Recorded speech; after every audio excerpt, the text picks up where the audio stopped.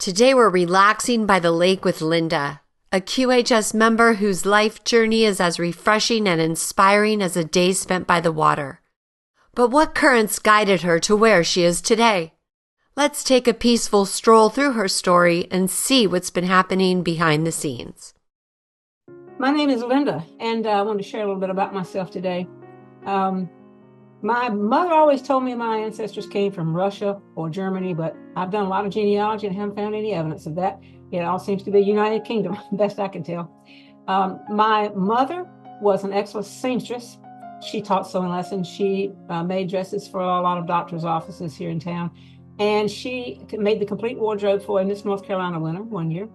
The person I thought was my father was a farmer, but the person that ended up being my actual father was a mechanic, and he also played semi-pro baseball some. I grew up in the United States. The era I was raised in was the baby boomers. And the main things I remember about my childhood would be that I was very much a tomboy, did not like dolls, just like to climb trees and play baseball and things like that. I was very athletic. I enjoyed water skiing. I was good enough that my brother-in-law wanted to take me to Florida to join the Cypress Gardens water ski team down there, but my mother would not allow me to do that, so I didn't get to participate in that. This asked me if I had a difficult or happy childhood. I had some of both. My father was not who I thought he was when I was growing up, but it was just my mother and I when I was 7 until I was grown. And I felt somewhat isolated growing up with just my mom and myself. I did have some half siblings on my mother's side and my father's side, but I didn't really grow up with them or spend much time with them. I was shy, some as a child, but became much bolder later. I was more of a follower than a leader, but I was not bullied. When this says, what is my backstory and how has it changed in later years? I tend to think of myself as having 3 lives at this point. My first life was 0 to 22. My second life was the first marriage, which lasted 24 years. And my third life that I'm in now is my second marriage, which is 31 years so far. My main illness that I dealt with was mercury toxicity poisoning. I had to have 19 large amalgam fillings removed in 2004 and replaced with ceramic crowns. And I had to undergo 18 3-hour intravenous chelation therapies to get the mercury levels down. That is not a problem anymore. I don't deal with that anymore, but it was quite a problem back then. In my first marriage, I had 2 children, a boy and a girl. They're in their 40s and 50s now. For my career and education, I have both bachelor's and master's degrees in mathematics and computer science. And this says, why did I join QHS? Well, my mother tended to be one who didn't go to the doctor much. She looked for alternative solutions to health issues, and I have done the same. I do everything I can to avoid surgery and prescription drugs and don't like to take a lot of over-the-counter things either. So QHS was a natural thing for me to become interested in. I'm also a certified body code coordinator. That's not the right word. Body code certification, and which is an energy healing that deals with frequencies. So that was lined up right with QHS as well. This asks what traumas or illnesses I had in adulthood. The only trauma I can think of, I guess, would be the fact that I was 20 years old before I found out for certain who my biological father was. I had some clues up till that point, but didn't know for sure until I was 20. And it was an embarrassing situation, and I had some low self-esteem because of that. And then the first marriage was abusive, verbally abusive, and had adultery involved, and that really hit my self-esteem as well. But I have a great marriage now of 31 years, and low self-esteem is not a problem anymore. The only thing that kind of lingers from that is that I have dreams. I wish I didn't dream. I dream at least 3 or 4 nights a week, and I think I've had maybe 2 pleasant dreams in my entire life. And unfortunately, I don't even remember what they were, but I remember the bad ones. And the bad ones are about the worst parts of my life. So it's always kind of coming up. It doesn't come up during the day, and I'm grateful for that.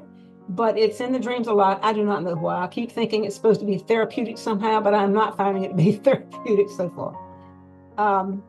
Am I committed to service to others? I certainly hope so.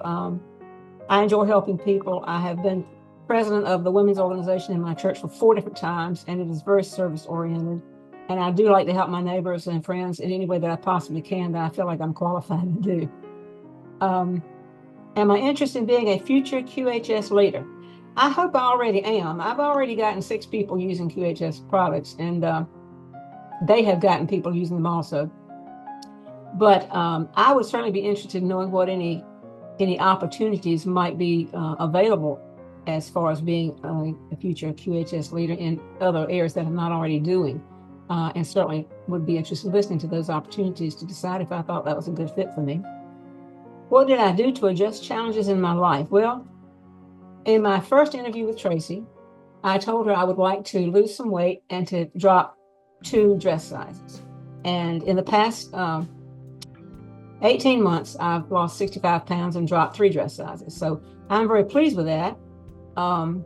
It would involve diet and exercise. I feel like the devices not only help me curb my appetite, but reduce cravings and have stamina enough to go to the gym to actually work out. But I have discovered I'm a full believer in that what you put in your mouth, the quality and the quantity, has a lot more to do with your weight and your health than the exercise does, although I can sort of see some benefits of that. I have used a chiropractor all my adult life, and about 3 or 4 years ago, I discovered something called upper cervical chiropractic. I didn't even know it existed.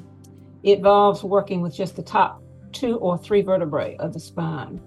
And it's amazing, absolutely amazing. So that's the only chiropractor I go to anymore, is upper cervical.